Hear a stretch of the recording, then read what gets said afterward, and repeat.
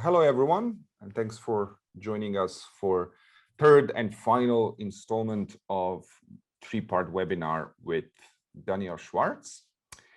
Today, in the last installment, we will, among other things, we will finally get to the glaciers, and we're going to talk, well, Daniel's going to talk also about his latest book, which basically we also used as a title for the whole webinar, While the Fires Burn, a Glacier Odyssey.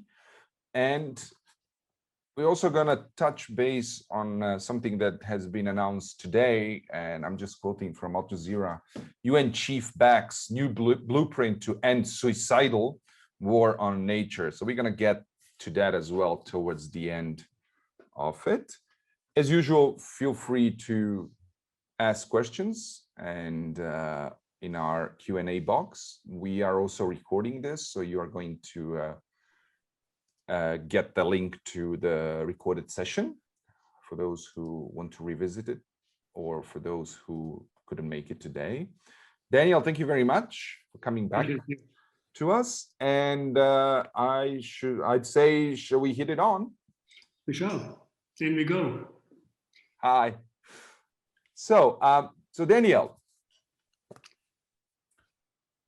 So the previous part, the film Bringing Down Images from the Mountains, of which I hope many have seen it, was a case study within the project While the Fires Burn.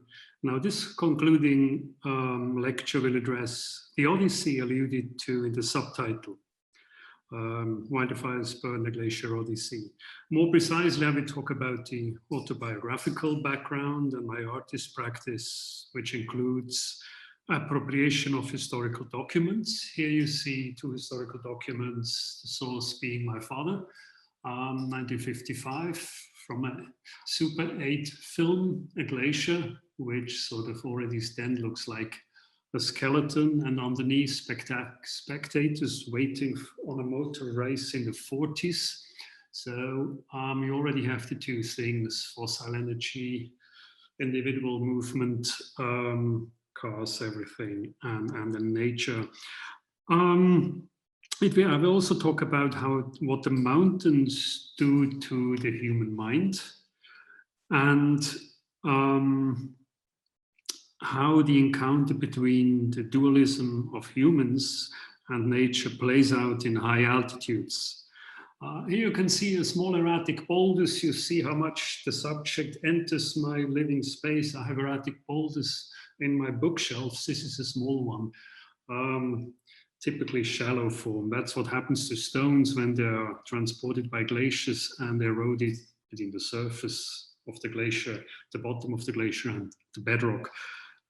This presentation will lead from the relics of the Holocene glaciation to the darkening peaks of the Swiss Alps. The leitmotifs will be erratic boulders. Here's a big one. It's about 1 kilometer away from where I am now. And it will lead from the age of the Enlightenment, which coincided with the Little Ice Age. That was when the glaciers advanced far down into the valleys and brought such erratic boulders like this one into my neighborhood 28,000 years ago. And we'll end up in the Anthropocene. You remember I had mentioned and explained that new geological age in the very first lecture. These slides, they mark stages of my journey along humanity's suicidal path or troubled path of progress. And the glaciers here are presented as a metaphor of memory, and the agony of the glaciers is an evidence of our climate crisis. Also, I will talk about the moral perception of mountain landscape and how it is juxtaposed to their conquest as terrain of projects of power. Now, the starting point is of this project was the glacially formed Jura Piedmont. You see that little red streak up there, and that's basically there were these two pictures of mine from the early 60s. I'm sitting there together with my mother, and in our picture my father on a small erratic boulder. Now, the map which you see in the background is Switzerland at the latest last maximum glaciation, when all this was covered by ice. You see a little blue dot circle and a little blue circle on the top. So this erratic boulder came from the Mont Blanc Massif, and it took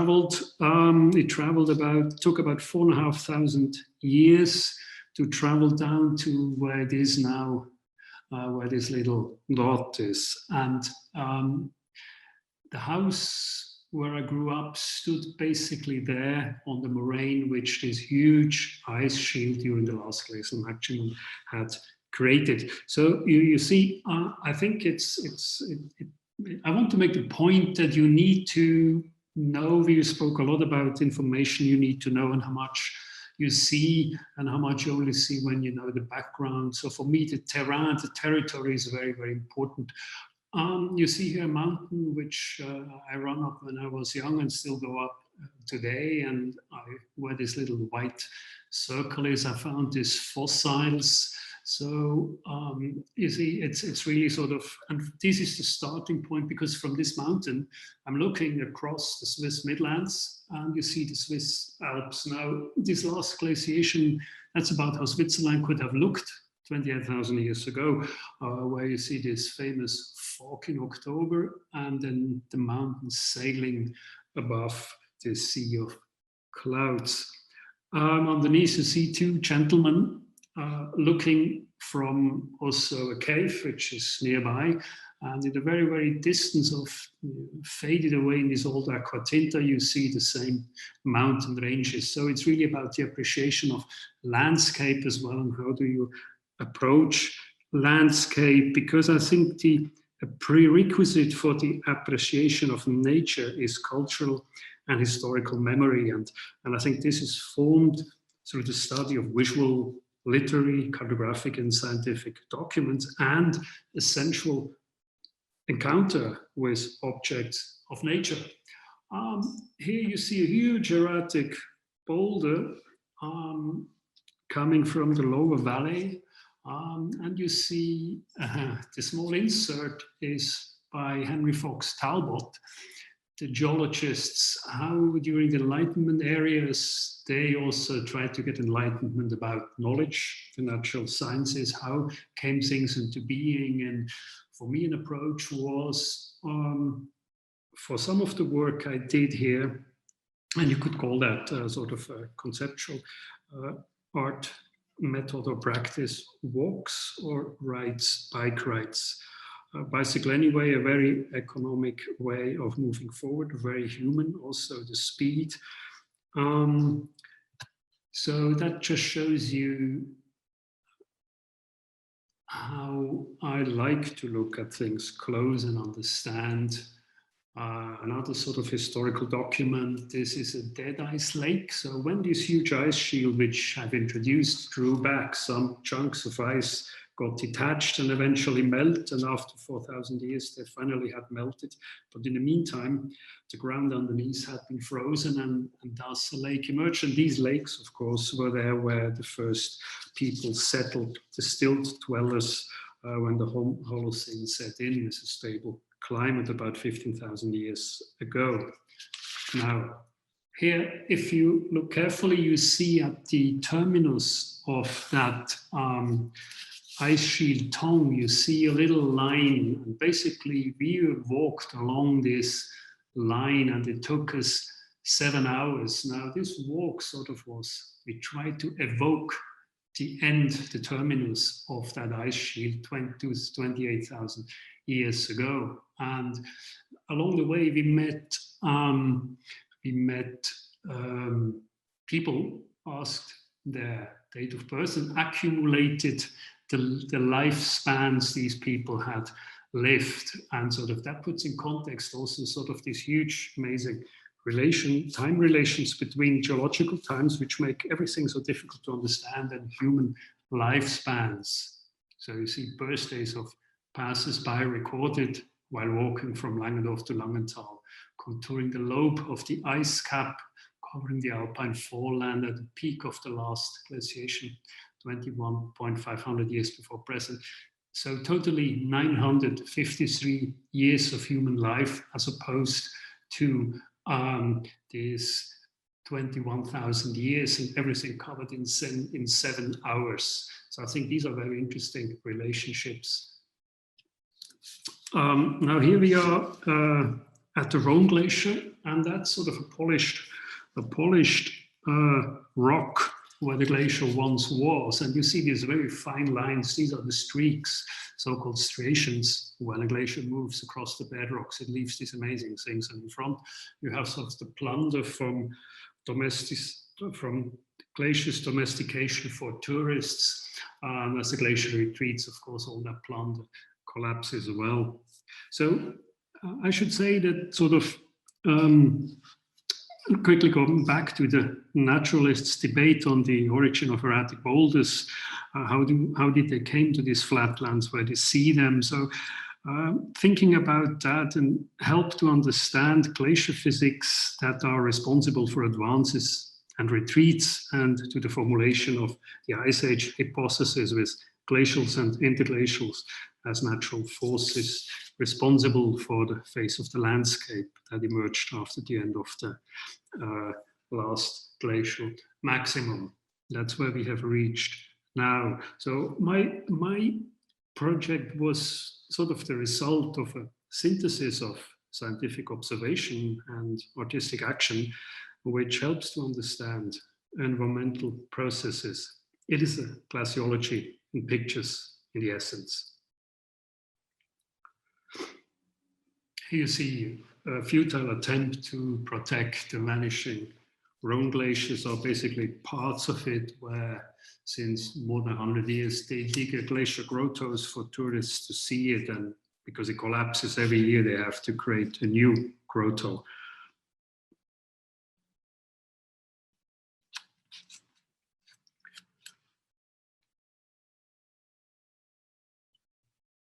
So what you see here is people of the early members of the Swiss Natural Society, Natural History Society, as they try to understand what happens in the glaciers. So you see they made lines of stones. These date back to 1873 to mark the extent of the glacier, and they put stone lines across the glacier surface, and they found out that in the center of the surface, these stones move faster than at the edges. So that was experimental geology. Like today, you have experimental archaeology, where they try to make tools the way Bronze Age people did it. So as photography had become established by 1850s, earth sciences circles began to work with the alpine images produced by the new medium.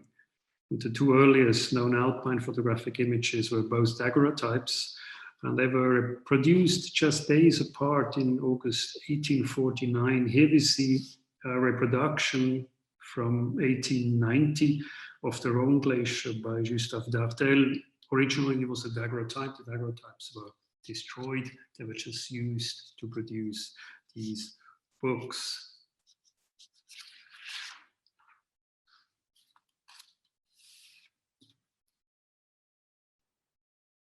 Daniel, given how Swiss are pedantic, how accurate or how detailed is Swiss, how would I say, archive or historiography of glaciers in Switzerland?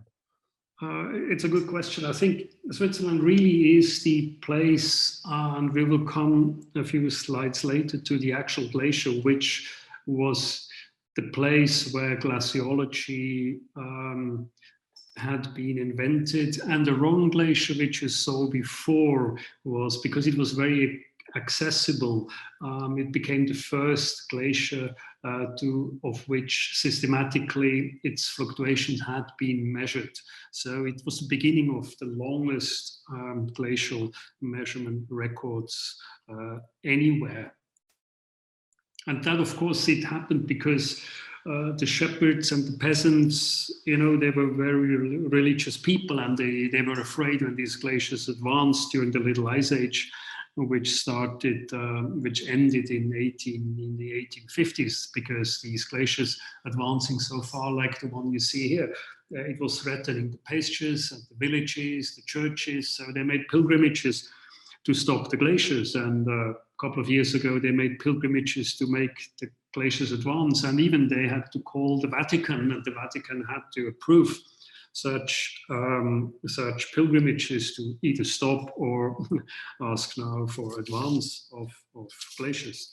And all these pictures, this one or the ones which you see on both sides, left and right, are part of a very, very long and accurate photogrammetric and photographic studies about the glacier extent. And what you see in the middle, is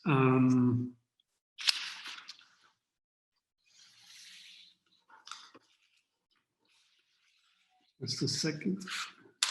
What you see in the middle is sort of orthophotographic photography and renderings to make simulations of the landscape which will surface once the glacier has disappeared. So the top one, this is just 3 pictures from a section of, I think, of 12 images. You see how much 2000 and then 2100 the glacier is completely gone, but now it's possible to know about the landscape which will surface below the glacier, and that's very important for people who want to build dams and water storage and reservoirs, of course. And resources, you know, this is a sort of a town scribe of Lucerne. He made weather observations, and he speaks about really severe weather and, you know, children having to feed on grass, you know, and food riots, all these things which we know from Haiti and other places that happened during the summers without winter, also later on in the 19th century, when during the Little Ice Age, where it was really cold and harvest didn't work, and there was food shortage. So all these old chronicles are important. Sort of, I tried myself to do something and take a little, sort of contribute something small to future generations. So on 12th August, I was on the Rhone Glacier and I exposed some images, and we noted the precise coordinates. Everybody, helicopter pilot and people who were with me, we signed the flight manifesto, and I put the exposed film into a little canister and threw it into a glacier crevasse. So somebody will find this thing eventually at one time, and then from this place where they found it, they can see how far it has traveled, and that itself will give some indications about glacier fluctuations. Maybe the film will be processed if people still know about analog photography. I think it will not take 100 years until it will be found. Sure, it will be found earlier. Here you see also using as archival things, old photographs which I find on flea markets or collect as part of my collection. It's the same place. You can see already from the old image on the left-hand side, if you look carefully down where the glacier makes a curve, how much white there is, in the middle just a black band. And if you look in my picture, at the bottom on the right side, you see things different. You know, it's black, and in the middle is a little white of glacier left. So here you see one of these artists' renderings of natural scientists sitting exactly on that moraine where 2 glaciers meet, where you see in the picture to the left, it's where 2 glaciers meet. And that's exactly where the sort of Ziyah's question before about measuring glaciers and observing them systematically. So these people are there, and they use these big erratic boulders sitting on the middle moraines, and they find out these things move, they are not stable. So when they went back the year later, these things had moved, and eventually this big stone was observed for 50, 60 years until it disappeared into a huge crevice. That's where we are here. We go a little bit further down. If you imagine now you walk down from my photograph towards to the lower, and then that's where we come to the end of the glacier. The map there was the first scientific map produced by people around Agassiz in 1848, and you see the black line which we have put on top. It shows the glacier as it was in 2016. In 2014, I took a picture of that collapsed crater, which you see, and the lower picture of that vertical diptych. And a year later, this collapsed crater had already crashed, and it's no more a lake, it has opened. And you remember that piece of wood which I showed before in the last session. That's where this piece of wood surfaced, the year 2016, when the diptych, the horizontal diptych, was shot. Now that's the collapsed crater. And that's the lower diptych here is part of it just 2 years later. So you see how quick these things go. Now, of course, it has to do with, we come now so to the sublime and the beautiful, but also what makes people afraid, because it was always both things, right? Sort of in the context of mountain, and sort of, as you have seen now, my pictures really sort of show this world of the Alps is out of order. And before people sort of felt there was some order, they saw some aesthetic order also. And in that context, we read Edmund Burke's The Sublime. He postulated the so-called the sublime in his philosophical inquiry into the origin of our ideas of the sublime and beautiful, published in 1757. And Burke associated the sublime with terror, the beautiful with order. Now, what you see here is this is a variation of the original sketch. It had been done in Paris. The original sketch had been done by Caspar Wolf, the Swiss alpine painter, and the original figure, the head of the original figures reaches sort of the bottom of these erratic boulders. Now, to make the taste for the public then, this fear also, which sort of radiated from the Alps, he gave the people just as ants being in awe in front of this amazing thing, this erratic boulder. This is the first daguerreotype by Ruskin and helped by his servant Hobbes. Now, as you can see, my idea was not to continue to depict the classical traditional way. I really sort of, my Theatrum Alpinum, as I like to call it, wanted really sort of to I wanted to say another way around. I began to instill a lingering sense of vertigo in my images, and I thought like this would correspond with my world as I saw it being out of order.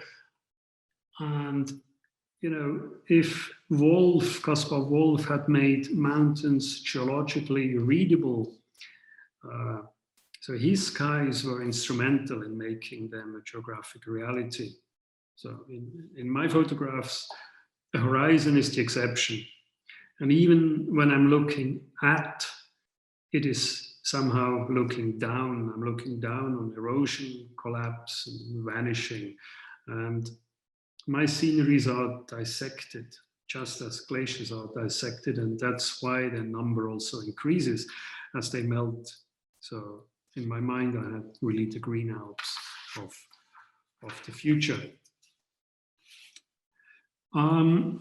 Yeah, now change of place. We're in Pakistan, the Raikund Glacier, and here you can see now a huge, a very, very huge erratic boulder stranded on a melting cone of ice. And if I would depict my friends and guides who were with us, and as we afterwards stood under these erratic boulders, the proportions would have been about like in that French engraver's variation of Caspar Wolff's work, which we have seen before in the Aqua Tinta. I had in the first lecture, I hadn't mentioned about sort of alluded to this war on water, war on resources playing out in the Himalayas, Pakistan, India, Afghanistan, and so forth. And so we're going to look a little bit into projects of power and failure in the mountains. You see the same boulder there in the left-hand part of the triptych. You see how huge it is. It's just an incredible piece of stone which came down from the slopes of Nanga Parbat, because Karakoram is all earthquake territory. So, as we know, forays into high altitudes not always happen in search of enlightenment. Already the great game played out between British India and the Tsarist empire for control of the Afghan buffer kingdom had brought the great massives of Western Asia, Karakoram, Pamir, Hindu Kush, to the forefront of politics, geopolitics. In the 1930s, and far away from the would-be theaters of World War II in the making, these massives, as well as the Himalaya, became contested terrain in the race for the first ascent of a summit above 8,000 meters. So today, as glaciers melt, traces of these projects of power, human remains, film canisters, fragments of equipment came to light, and they tell the tales of failures in the mountains. The next few slides are stills from the film we made in 2018 about my work, and in which the glacier project was a leitmotif too. Together with historic documents, chronicles, literature, maps, drawings, and photographs, object finds contribute to the understanding of glacier fluctuations as they're exposed to anthropogenic global warming. And before I mentioned that finds, my film capsule at some point might give an indication on the movement of glacier. Now, these finds we made in 2016. In 2015, I had photographed them in situ, and they had moved incredibly far from where I had photographed, and the order was completely different. Heavy objects had gone down, light objects still were on the surface. So all this is indications about how glaciers, the glacial mechanics and physics. So it is in the nature of glaciers that disappearance comes with emergence, and emergence not only of human remains and technofossils, but of memories and remembrance as well. So the glacier looking glass is a part of a spine. The glacier looking glass, however, confronts with a bitter reality. Surfacing of glacial ecological finds equals the loss of our shared climate archive, more precisely of the gases contained in polar and other ice cores. The less prehistoric climate history data, the more difficult it will be to simulate and predict environmental scenarios for the future of the planet. So these films were exposed in the 30s or are unexposed. It's difficult to retrieve them. I have not tried yet, but maybe there's something on it, maybe not, who knows. I'm surprised. How come you didn't try to retrieve the films? Well, you know, I thought I would have to do that on controlled green light, you know, sort of the film capsules. So, you know, they have remained for 90 years, so they can remain a little bit more. You know, I like to have some of the some enigmas. It was the strange thing was because that sort of, if you want, conceptual art piece I'd done was throwing my own film into the glacier, and had happened the year before, and now I'm going to find films of people who were killed in one of these tragic accidents, which the Germans tried really to, you know, to declare war on the Nanga Park, but it was part of a propaganda efforts, of course, of Nazi Germany. You know, so they really made their desperate attempts and had 2 exhibitions. They all ended in utter disaster. You know, with many people getting killed. And the finds here are from these failed attempts to conquer the Nanga Parbat as a sort of a propagandistic effort too. And of course, if you find these things, then 80 years later, it's quite spooky. But I think we should have an event where you actually develop those films live. No, I'm serious. Come on, it's amazing. It's like a time capsule. You know, we contacted these people who in Germany who are actually sort of the Alpine Society, who is actually, you know, who is the successor of the Reichssportverein, as it was called in the 30s. So they have, you know, they sort of have a not sort of clear, they have an ambiguous relationship to such finds, you know. So I think these things still need some, you know, it opens wounds, as I said, you know, glacier finds, they bring up memories, you know, and not all memories are nice memories, right? Still.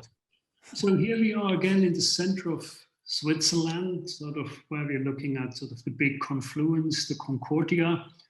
And there was a strange thing in 2012 when I started. We flew up to Concordia and we passed that point where you can see 2012 at the end of that red line. And a day later, and I photographed sort of moraines in the middle of the glacier, and a day later, objects were found precisely on that spot. So I looked out to the right, and if I would have looked out to the left, I would have probably seen these things. So it very quickly became clear that these were the mortal remains of the 3 brothers from a nearby valley who were accompanied by a neighbor and last seen on 4th March 1926. And there where you see that field, 1926, that's about the area where they were lost in a thunderstorm. They knew the area very, very well. And after missing for 86 years, which corresponds to 4/5 of the residence time elapse between the moment when an ice crystal melts onto the surface of the glacier and it comes out at the front. So that's the speed of ice travel. These 2 pictures on top are historic photographs, and they were taken 1928. So somewhere in the right-hand picture, somewhere up there where you see that pass, below that pass, at that point, these 3 or 4 actually alpinists were already dead, enshrined in ice, and the picture which you see down is the actual finding site taken by one of the pilots of the helicopter, because that had been, of course, become a crime site. And I was allowed to use then these imageries because, as I said before, my project went together with scientists. They made a research about how long it took, and they reconstructed the trajectory of these set of forensic remains. I photographed some of them and chose 3 to combine with my glacial photographs. That's how a display in an exhibition looked. Yeah, so Wildfires Burn was really conceived as an awareness project and a sequel to the earlier Delta work, which I've introduced in the first lecture. But once finished, it had morphed. That was 2017 when the book came out, and 18 when the exhibition happened. And by then it had morphed into a call for action, because no longer did global warming affect only those wretched of the earth, the people to whom which I tried to show in dignity in Bangladesh and faraway places. Increasingly advanced societies had met their destiny as well. But instead of preparing for the worst, they had continued to apply Band-Aid until denial of anthropogenic global warming had become impossible. Switzerland, which is the guardian of the European water castle, is confronted with thawing permafrost, which destabilizes the slopes of darkening peaks. The recent campaign to save glaciers is naive, very naive. It ignores the facts. It ignores glacier fluctuations according to glacial and interglacial cycles, which are driven, as we have seen, by the planet's orbital obliquity, and the glaciers delay the response to carbon dioxide emissions since the beginning of the industrial age, and above all, since the 1970s. So the prospect of green Alps frightens the government of Switzerland, a country where the seemingly eternal ice is a source of social and national identity. The stasis vis-a-vis the dynamic climatic process slowly gives way to an understanding that structural changes are overdue, but e-cars, for instance, are a self-deceptive business, as the trend remains a cynic lie as long as extraction of rare metals overseas and production of lithium batteries continues, even in places where changes are affordable and would be possible. Very often the political climate is still far from suitable for glaciers.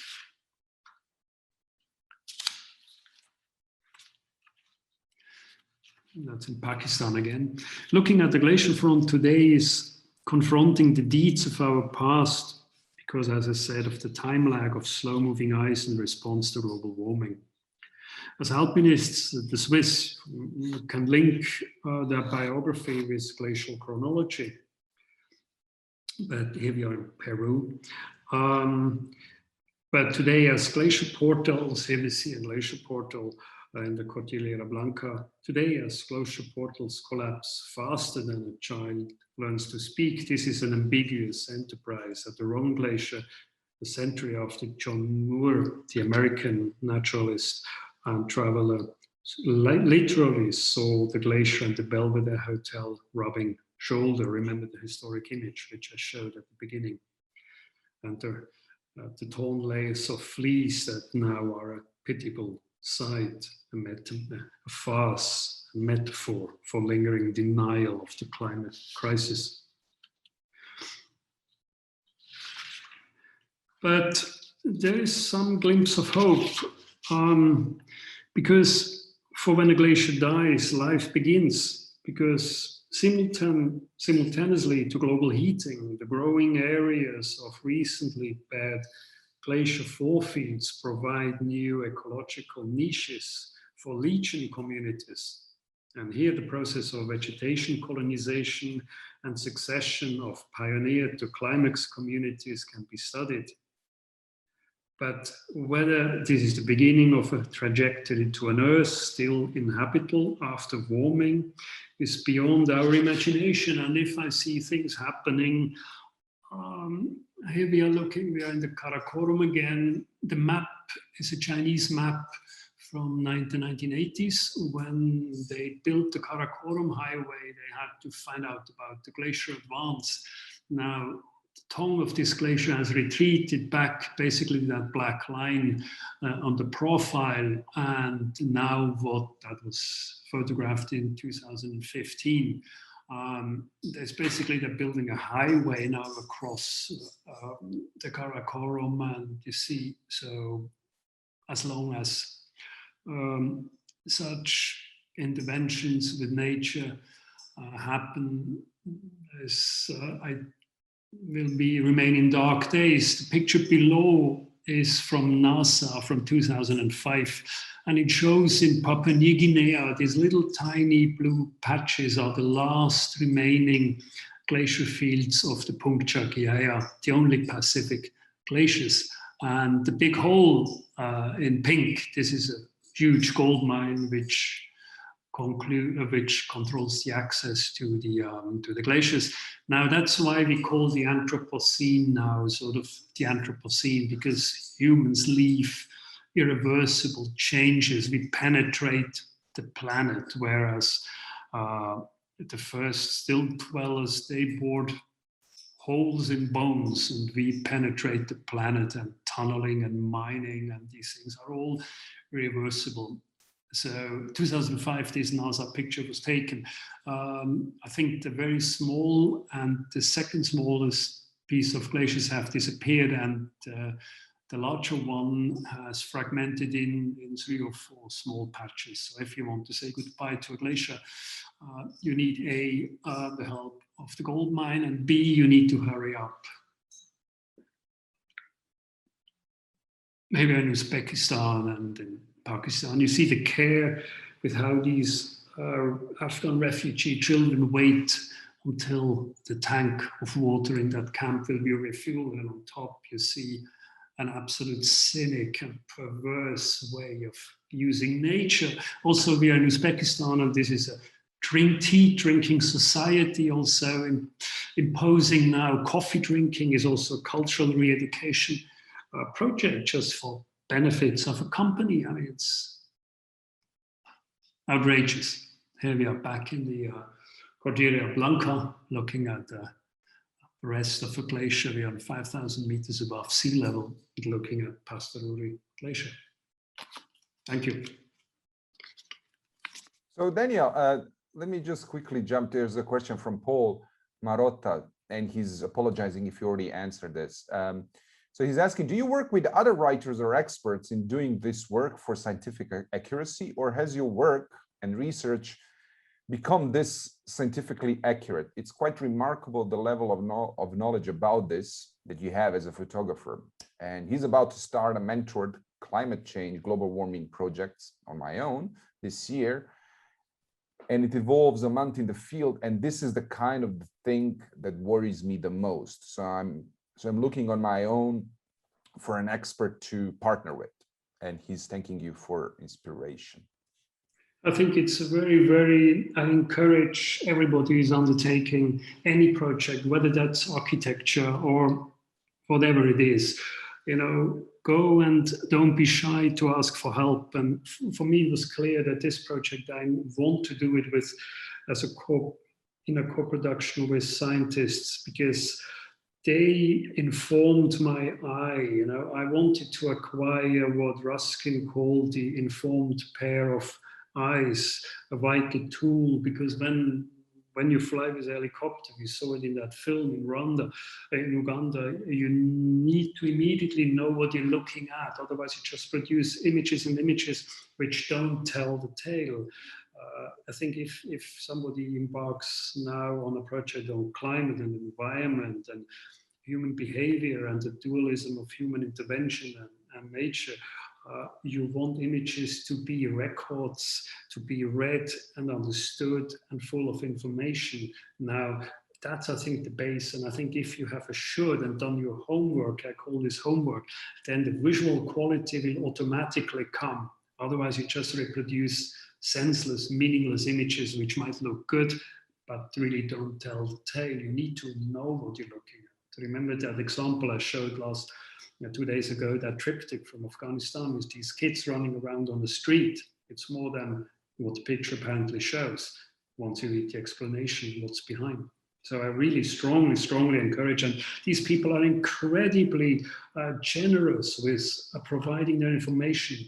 The age of that colossal erratic boulder, which you saw at the beginning, who looks like sort of a World War I tank.